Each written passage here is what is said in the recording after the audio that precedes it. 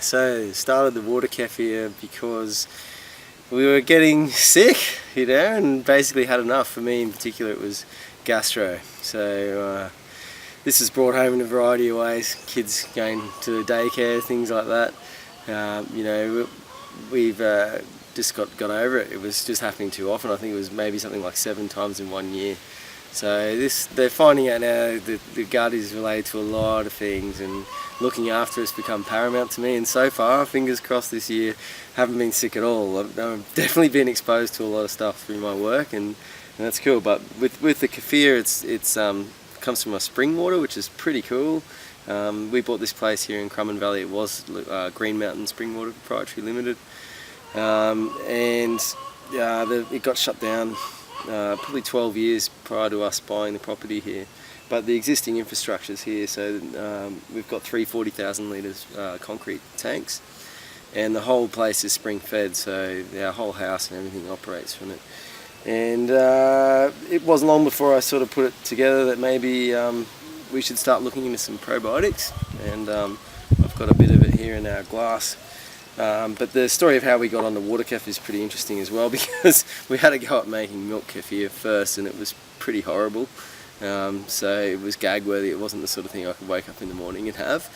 So I was working at a place where sort of health was high on the agenda, Crumman Valley Harvest, and a lady came in one morning with some water kefir for me to try. And I went, "You beauty, it tasted like ginger beer." I was like, "I can definitely have this in the morning, it's no trouble at all." And I asked her if I could have some of the grains. So the week later she came in, and she gave me the recipe as well, and I began just with 1 litre at a time. And before we knew it, in about 6 weeks I had enough to make a batch of about 30 litres.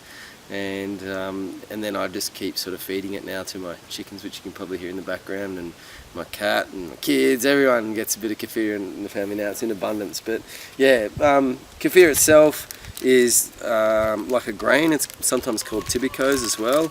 I don't know, I just pulled this out of my fridge. It's not exactly the freshest, healthiest batch, but is it worth trying to get a shot of this? I don't know, but if you can see that, it's like almost like cauliflower. It's like a little gelatinous matrix, and in there's up to sort of 70 or 80 different strands of bacteria and yeast, and it gets pitched into a solution which is basically water, organic raw organic cane sugar, sometimes a little bit of molasses as well, and it's always good to have a little bit of bicarb soda in too, depending on your water chemistry.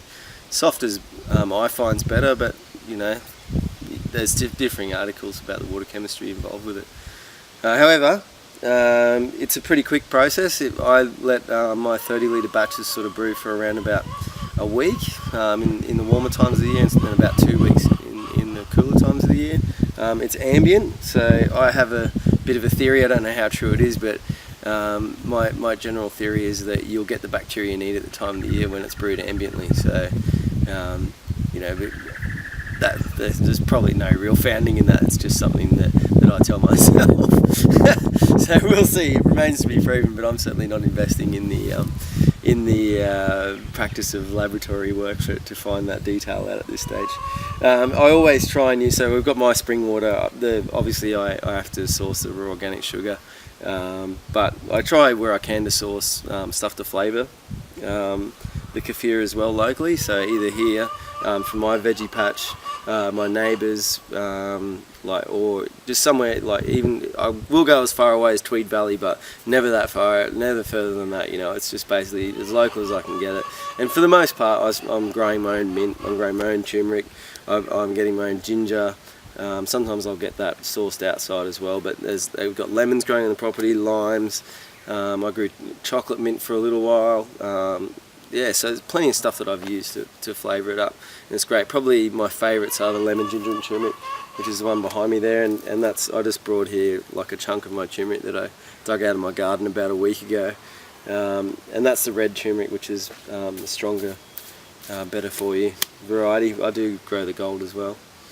So yeah, that's pretty much the guts of the process. Is you just mix in the sugar into say like 20 litres of the kefir, and then make sure it's all dissolved, and then pitch these grains, pretty much a tablespoon of these grains per litre, and then let it brew for a week or two, depending on the time of the year. And I just sanitise bottles and pour it in. I chop up and add the ingredients to flavour it with at the time, and away it goes. And I think in terms of health benefits and things for kefir, there's a lot related with your gut and your like your stress levels, and like they're like finding out that looking after your tummy is really good for things like stress and anxiety. So I find that in general, if I do get sick, like a runny nose or something like that, it doesn't last, like I'm not wiped out.